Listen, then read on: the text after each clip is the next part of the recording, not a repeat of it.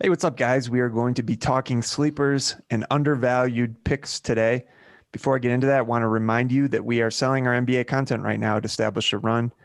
You can get the draft kit for $29.99, or if you want to get the in-season, let's be real. If you're listening to this podcast right now on December 9th, you're probably going to buy the in-season package because you're going to be playing DFS. And look, you need our content if you want to do as well as you possibly can at DFS. Well, go ahead and buy that now and you get the draft kit for free. So it's a great deal.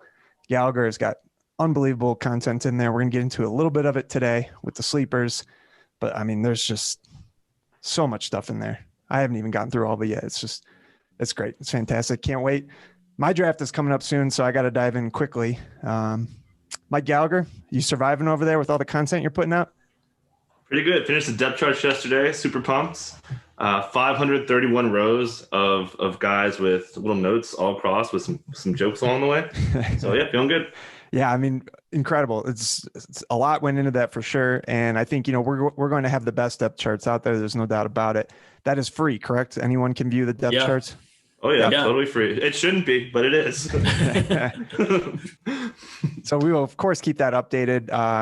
Gallagher's tweaking it every day, and throughout the course of the season, we'll be staying on top of that. And we're going to have, for our subscribers, we'll have some type of dashboard that pulls that in with some minutes and some other stuff. I'm working on that in the background. So a lot of good stuff that we're working on. Drew was telling me how he was just out enjoying the holidays in New York. A little bit jealous because it doesn't really feel like holiday season here, but the reason it doesn't is because it's been 60 degrees and sunny every day. So I guess I can suck it up. How you doing, Drew? Yeah, I could take a little 60 and sunny, mixed in. That wouldn't bother me at all. But yeah, I got out to see the tree at Rockefeller last night, saw the light show on Saks, so doing all the touristy things for my second Christmas season in New York that I'm enjoying heavily. And Andrew, you said your draft is right around the corner, but our draft is right around the corner as well. We have signed up for the NFBKC main event. We're drafting Tuesday the 15th at 8 p.m. Eastern time. The three of us will figure out a way. I've live streamed some of these drafts in the past, and that's dangerous. The participants start to follow you, start to snipe you. So we'll probably release that a day after, but we will stream it. Yeah, we will stream it. We will record it, and we'll make sure that content is available. We'll probably post that on our YouTube channel, which make sure to go over to Establish Run NBA's YouTube channel and subscribe. We're trying to build that page, and we're going to fill it with a lot of content during the NBA season. Follow at Andrew Wiggins, and maybe I'll secretly tweet out a live stream that Drew and Mike don't know about. Don't do that. No. All right. One last thing before we get into the sleepers and undervalued picks, I want to mention that we've now added rankings for underdog that are 3 and 6 man. People were asking for that. I know a lot of those are going off, and it's certainly a different strategy. So we have adjusted the rankings to account for positional scarcity and whatnot. And I think we'll probably do some more follow-up content on the underdog drafts next week. I know Drew's out there grinding the heck out of them. I'm going to play a few more over the next few days, try to get a better handle on it. But yeah, those things are popping off. So if you're looking to get your feet wet a little bit and start understanding where guys are going, get over to Underdog, use the promo code ETR. There's no deposit bonus or anything there, but it will get you in a draft for some swag. And producer Luke was just showing me he's got some swag on. I got some swag on right now. So the swag is going around and you want to get some. The last thing I would say about that, actually, I don't have anything else to say about that. Let's get into the sleepers and undervalued. All right, Mike Gallagher, you got a great list here. Who do you want to start with? I'm going to give you the honors. Well, I think we should start with Michael Porter Jr. just because. So he went really early in a draft we did on Monday, and he's going to go high. You're going to have to pay a 50 pick. I have him at 51. He's going to have outstanding stats. He was 22, basically as a power forward for 36, and he could do that. So, yeah, I mean, there's nothing you can really say, but you just know if you want him, you're going to have to pay a 4th or 5th rounder. Yeah, I think a point worth making on some of these guys, and we're going to separate it out a little bit to one group is going to be more of like high demand sleepers, and then the other one will be like more legit sleepers that you can pretty much get for free at the end of your draft. But with the high value guys, it's worth noting that if you're playing in competitive leagues, these guys, they're going to be on people's radar for sure. Mm-hmm. And someone like Michael Porter Jr., he's such a sexy pick that I think he could even end up being overvalued. You guys mentioned in that industry draft that you did, he went 30th. I believe, or right around there. I mean, 30 seconds something. Yeah. Okay. Yeah. I mean, that's a little hot for me. I mean, everything would have to go right, I think. Yeah. But it's not impossible. He's an incredibly talented guy. But the I other think thing if he didn't have the back issues, it'd be an easier case to make. But yeah. The other thing worth noting too is Will Barton's. He's kind of the forgotten man, and he's going to be back. I don't know how much of an impact that is, but that's just another body taking shots. So I don't know how are you dealing with Michael Porter, Drew? Yeah, it's tough. Most of my draft experience so far is through that underdog best ball concept, and I think his ceiling is really intriguing, even relative to the draft pick that he's going at. He is going at a little bit higher, often that fourth. Doesn't often make it back to the fifth quite as much. And so I haven't found myself drafting him nearly as much. I do think the Nuggets situation is one that, as you just said, with Will Barton back in the mix, but also once Gary Harris was back in the mix, Michael Porter Jr.'s minutes were a little bit less consistent as well. Obviously, they lose Jeremy Grant, so that opens up a lot of playing time opportunity there. They also lose Mason Plumlee, who, while he wasn't playing a ton, I do think Mike Malone liked Mason Plumlee enough that those minutes were really, really stable and guaranteed. And I think filling those 15 to 20 minutes a night is now a little bit more up in the air in terms of how they'll be able to fill those. So I think you can kind of make the case either way for Michael Porter Jr.'s playing time going forward. But I think the upside is really unquestioned. I mean, silky smooth jumper, big ability to contribute defensive stats, even if the defense in terms of, positional awareness and different things like that was lacking at points last year. The blocks and steals upside is certainly there because of his wingspan and his ability to kind of be disruptive on that front. And so he's a guy that I think is going to end up kind of maybe slightly ahead of where I want to take him, but not so much that if you're doing a bunch of drafts and you're like, I need to have some Michael Porter Jr.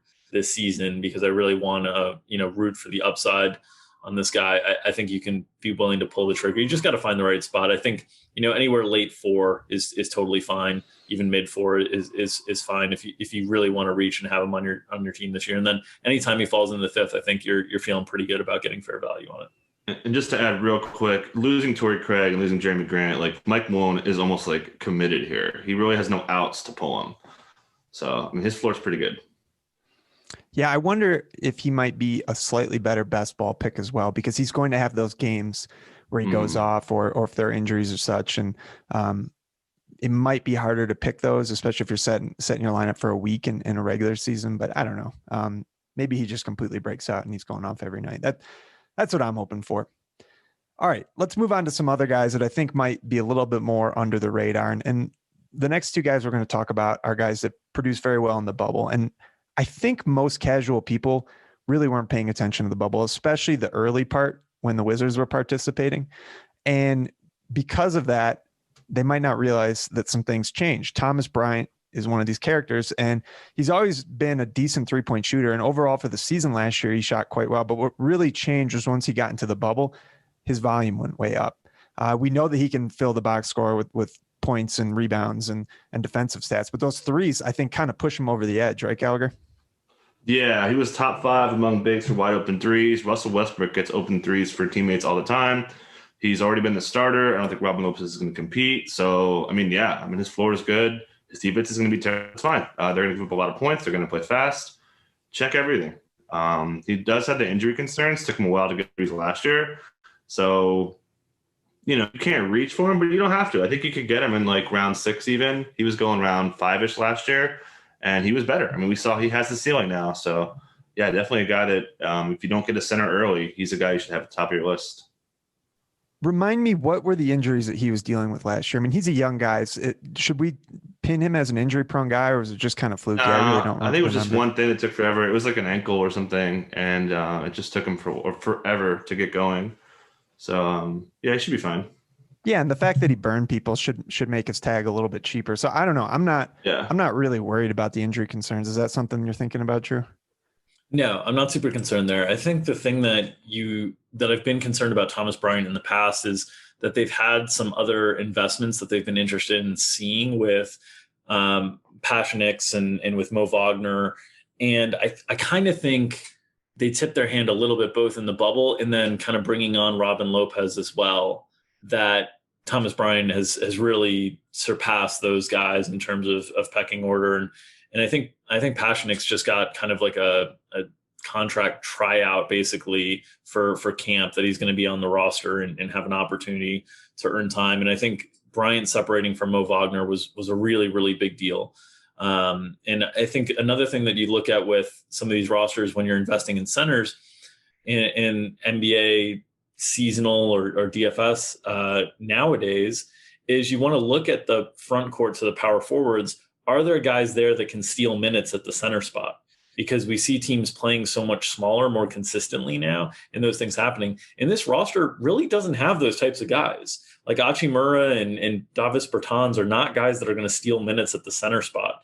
So I really think it's a situation for Thomas Bryant where over the course of the bubble season, the minutes and the role solidified heavily. The statistical profile got more intriguing with his ability to stretch out to the 3-point line. And then I think adding in Russell Westbrook, who, if you think about the optimal way to utilize Westbrook, it is to clear out some of that space around the rim and allow your big to float to the 3-point line a little bit more, so Russ has better driving lanes. And I think you're going to see a lot of that with Thomas Bryant this year. So I once again think Washington's going to play at a fast pace. I don't think they're going to play a lot of defense. And I think, they'll be a little bit more competitive this year, which might make it that, the kind of rolling tryout period for players in terms of a deeper rotation that's a little bit fluid is less likely to happen. So I'm pretty interested in Bryant this year. He is going a little bit higher on underdog just because of the positional scarcity stuff. Then I've found myself leaning into him. I end up with like Joe Val and Mitch Robinson at later cost. But in 8-cat, 9-cat leagues, I'm going to be interested in Thomas Bryant this year. He went 63 in that draft we did Monday, and that's a really good pick. Yeah. Yeah, I think the Wizards are going to be a very good offense, and I think they're going to threaten to be in the playoffs. So it might be a little bit of a different situation than them just being, the joke of the league. One other thing I want to note was I was going to look up the depth chart, and then I remember that we've got them now, and so I'm looking at it, and man, this is great stuff, Gallagher. Yeah, awesome. Thank you. Top 16's got his guarantee date pushed back too, so he'll probably get cut on January 31st or something like that. So he should. Not that you're worried about the past 16 anyways. Yeah.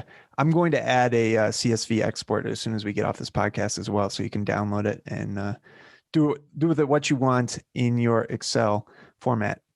All right, another guy that did really well in the bubble was OG Anunoby, and we've kind of been waiting for him to break out. I'm pretty sure you were high on him last year, Gallagher, as a sleeper.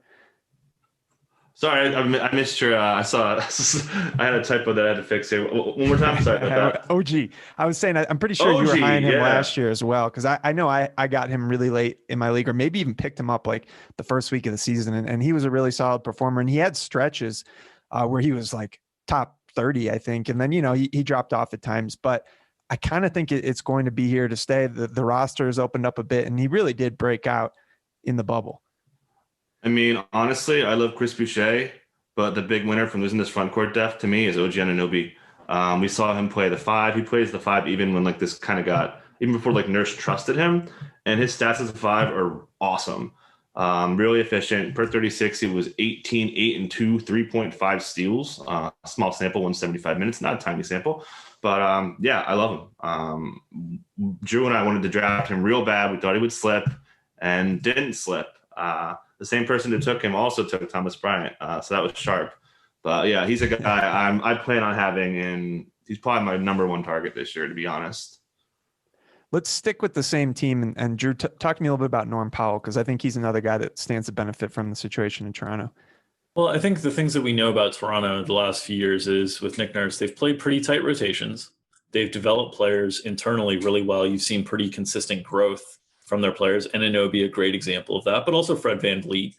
And I think what we've seen from Norm Powell is a very productive profile in kind of that bench role and a diversified skill set in terms of how they've developed him. And Toronto's done this with a lot of guys where they don't pigeonhole players for a specific role on a team. Like OG's individual isolation game and kind of well-rounded offensive skill set has continued to develop instead of just saying, hey, this guy's a 3-and-D guy. And I think with Norm Powell, they've given him opportunities to run pick and roll, to kind of run the offense. And with the uncertainty around Terrence Davis's situation, there's a lot of opportunity and upside for Norm Powell to be the primary ball handler in the second unit, backing up an aging veteran in Kyle Lowry, who, played big minutes into the playoffs and into the bubble. It's a pretty tight turnaround, and they might need to manage during the course of the season because they still have their eyes on title contention. So I think Norm Powell is one of these guys that, as Mike noted in his column, he was the top guy for 2-point percentage among guards with a minimum of 75 attempts. He is willing to shoot threes. He's good in steals. It's hard to find a guard that has this profile that kind of contributes all around across the board and helps in field goal. And so I think he's a really, really interesting play just on his profile, his statistical profile alone as currently constructed. And then you factor in the upside around Kyle Lowry's age and uncertainty and kind of a growing role there. And I think he's one of the stronger value picks on the board, who I think is going to fly, like is almost stuck flying under the radar because unless like Kyle Lowry got hurt in the preseason or something like that, just because there's no clear cut path to the role currently improving. People are going to still view him as a bench player, and people are hesitant to basically push up bench players, even though they might have more upside to them based on their closing role or based on their opportunity for the role to increase via injury. Last year, we knew they were going to close with FEV, Lowry, and Pascal. This year, they're going to probably close with OG, and they're probably going to close with Norm. I think that's what they're going to do a lot. And to add to your point, he's awesome without both of FEV and Lowry, and he's great with both of them too. And he has good numbers with one of them. So you have a lot of pass. And you and I drafted Lowry the other day, and we were so pumped to land Norm late. So another guy I really want to draft just because this rotation, as you mentioned, is so tight. So it can be so more consistent late too. So love Norm. Yeah, and we can't leave the Raptors without discussing one more character. And I bet if he ran analytics on Gallagher's Twitter, Chris Boucher would be a top 3 guy that was mentioned over the last couple of years. So, all right, Gallagher, is he a legit sleeper this time, or is this just more Gallagher hype? Like, is he really going to get the minutes? Can we draft him and count on him at all? Well, no, shout out to my man, Blake Murphy from The Athletic. He's suggesting that he gets power forward minutes. So, yeah, it's legit. You probably got to take him around 100. Hopefully you get him there. But, 18, 12, and like 3 blocks per 36. He's like fantasy gold. If he gets 22 minutes, like you're swimming.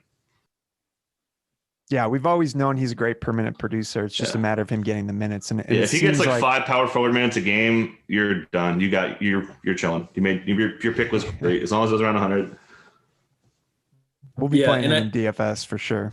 Oh, yeah. I think the thing that might, and just to kind of walk through the Toronto situation, because this might confuse people when we talk about like OG being able to have the upside of playing center and Boucher maybe playing power forward and Norm Powell maybe playing with these lineups. And so here's the thing with the Toronto guys as a whole. The rotation is going to be tight enough that at current value in current ADP, that these guys are potentially profitable players. But then you see the paths to upside in different ways. And the different ways would be closing lineups that go smaller. Those might not help Boucher as much, but that's a path for both Powell and OG to improve their ADP and their value substantially. Or Nick Nurse has shown a propensity to play kind of bigger lineups as well. And if he's talking about Boucher at the power forward, I think some of that is building in different lineup versatility and insurance on guys who have been injury prone in their career, like Aaron Baines, guys who are older and might need some more time off in terms of Kyle Lowry, in terms of these lineup combinations. And so while the current path might not be super clear in terms of how these minutes all shake out, I think throughout the course of the season, in terms of maybe managing Lowry some, maybe Baines gets into kind of usual injury risk issues, you'll see opportunities for these guys to ascend. And it might not all come at once. It might come in waves for different guys, but I think the value is there in draft season right now. We got him at 117 Norm at I think at 83. So I think that was like our best pick. Yeah.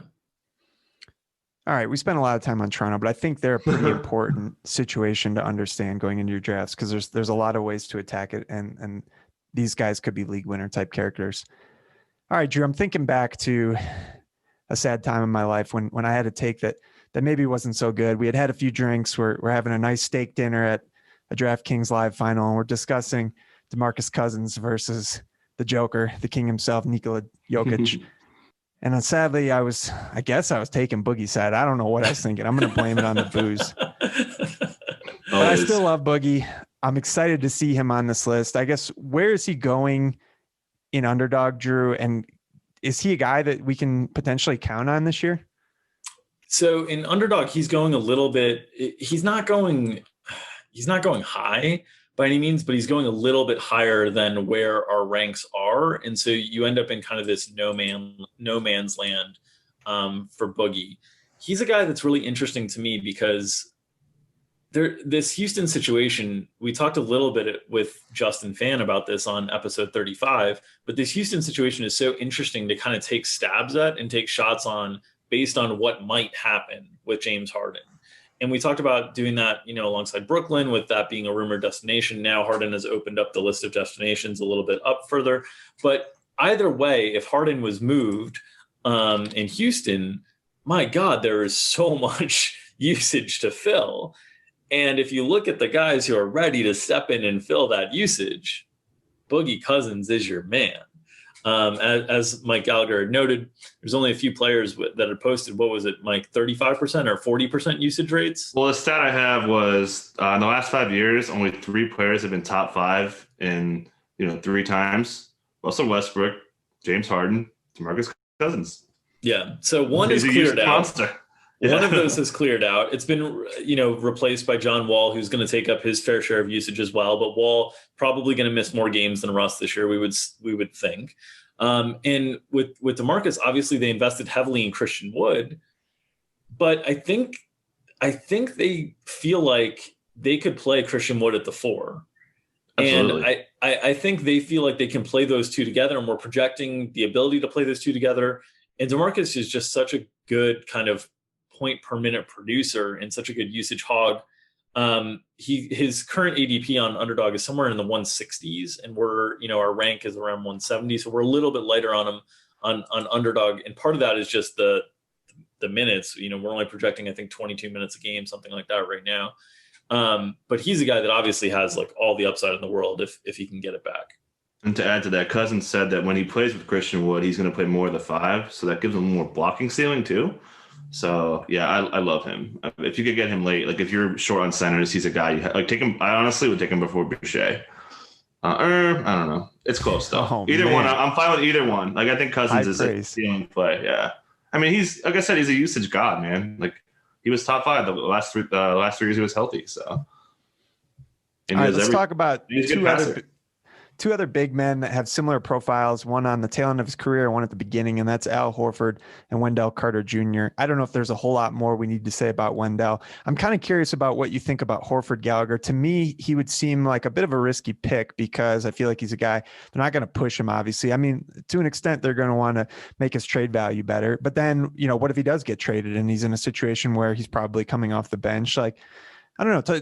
Talk me into why Horford is a good sleeper. I mean, he's good. He's 17-9-5 without Embiid last year as a center. He's always been productive. He blocks a little bit. He shoots pretty decent. He's a good decent free throw shooter. And yeah, I mean, again, he's in that tier. He's fine. I have DeMarcus Cousins and Boucher higher than him.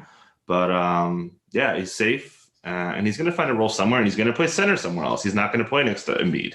So yeah, I think he's got a pretty good floor. He has injury risk, but yeah, definitely a guy who can get pretty late. I like Horford a lot in leagues that you have kind of an active trade market, because I really think Horford's going to start the year really strongly. Mm-hmm. And then I think the risk is going to set in a little bit later. But I think you can almost lock in an immediate profit if you draft Horford where he's currently going, and then you're able to trade, a month into the season. Because I think early in the season, it's going to take time for Oklahoma City to sort out that roster. And they don't really have a lot of bigs that they want to take a deep look at behind Horford. Like I think Pokusevski is going to take a lot of time before he's earning, big minutes on the court. And then the other guys are like Mike Muscala, TJ Leaf. Like they can get Leaf minutes at power forward, obviously. So I think Horford's role is really solid early in the season. The question mark is, do they trade him to some sort of contender or someone where, yes, he's the center, but he's in a center position where he's getting like 24 minutes a game or something like that. And that's still and fine. Different things. That's still fine. But I think you can really maximize value by drafting where he currently is, trading maybe a month into the season after he gets, a month of playing 30, 31 minutes for OKC and being like the secondary initiator in the offense behind SGA. And I think that's a fantastic approach. Want to stay with OKC for a bit? Sure. Let's hear your other darling, Bailey. Yeah, Darius Bailey, just opportunity. I kind of am calling him the OG of last year. OG was the guy who's like, my God, this guy has so much opportunity. And that's what's happening here. And just to kind of give you guys a hint, when I'm doing the depth charts, I put Trevor Ariza in IR, but I didn't take him off the starting lineup because I don't know what to do. They're so thin. Do they start Diallo? Do they start TJ Leaf and do they start Dort the 2, the 3? There's so many things they could do. They just start George Hill, which I think probably makes the most sense. So yeah, I think Bailey's, again, we saw him in the bubble. He's a baller. He's talking the talk. He actually got heated about Gallo and all these guys getting traded. He pushed back on a reporter for asking a question. It was pretty awesome. But Bailey's, again, he's cat's out of the bag if you're in a good league, but you could even still, I think at 80, you can get some value there. Yeah, he seems like a guy that I think, especially in casual leagues, like he's got to be basically free if you're playing with people that are ETR subs, and that's a different story. But we have annihilated the ADP value on Bailey on Underdog. I think when we first recorded, Bailey's ADP on Underdog was in like the 140s, and now it's 72. Whoa! So which is right around where we have him. So we destroyed that, or had a strong part in it. The Underdog people are going to be very serious players. So I think there is some value. Gallagher's stuff used to be out there for free, and now we've moved it back behind the paywall. So, the people in your league are going to have less Gallagher content, which is good for everyone. And I'll add, I like Frank Jackson a lot, man. Last time we saw him play, dropped 31. Plays fast, summer league darling before he gets hurt. So I really like his upside. I think he fits really well with Shea. Needs to improve his jumper, but I think Frank Jackson's a super sneaky. What is the league? What is the league depth that you're considering Frank Jackson in? Like 14-team league, 16-team league? I just like the upside. There's just so much opportunity on this team. So, take a shot. You want to pick bad. You want to pick players on bad teams. Yeah, there's just so many more wider paths to get value. Check it out. We've got a long list of players here, and we're not going to hit even half of them. Maybe not even a quarter of them. So. Come over to ETR. You can read the whole list. We'll tackle a few more here on this podcast. Let's talk about two guys I think that I'm definitely going to be targeted, and they were traded for each other, in Josh Richardson and Seth Curry. Richardson really underperformed last year, and I think. But look, it's tough when you're with Simmons and Embiid, and that applies to Horford too. Like it can't go understated how much Horford was hurt by playing with Embiid, and Richardson, the defensive stats weren't there. He didn't shoot the ball very well. I think maybe he was dealing with some lingering injuries, but he's a guy that we've seen some really nice upside from. And then, Seth Curry, if he gets the playing time, like the threes are going to be there for sure. So, and Doc was basically hinting that he's going to start. Are we expecting Curry to start, Gallagher? Absolutely. Yeah. So, I love my old training camp videos. He's out there every possession I've seen with Embiid and Ben. So, yeah, that's great news. Drew, I feel like you're a Josh Richardson. Stan.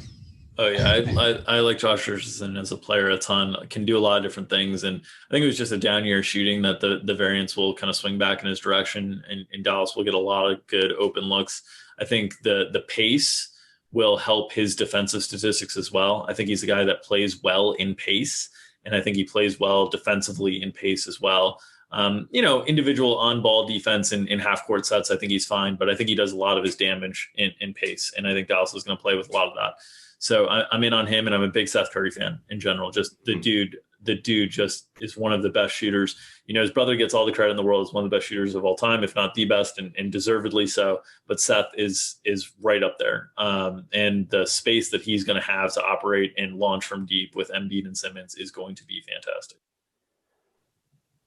All right, let's close it out talking about some of these rookies. Gallagher, who's your favorite rookie to target, and where should our expectations be? I feel like rookies sometimes get overdrafted just because people like the upside, and the efficiency is really almost never there, especially with the guards. So who are you targeting, and how quickly are you willing to cut bait on these guys? I'm Mr. Rookie usually. This year, my list is too deep. I'm drafting LaMelo Ball if he falls, and Killian Hayes I'll go up and get if I need to. Other than that, not interested. I think James Wiseman's good, but missing over a year, getting maybe, he's missing practice. We don't know why, but it's probably because of, what? As a rookie, as a raw rookie, that's really bad. I just don't see anybody else that I'm eager to draft besides those two guys. What about Dick Cheney, Haliburton? Okay. Yeah, it's just, I don't know. Unless Buddy Hield gets traded, I just don't see the upside yet, because we know Fox is going to dominate the ball and Buddy Hield's going to get his shots. Bagley's back, so it's a real thin piece of the pie offensively, and I don't know him well enough if he's going to be that big in steals.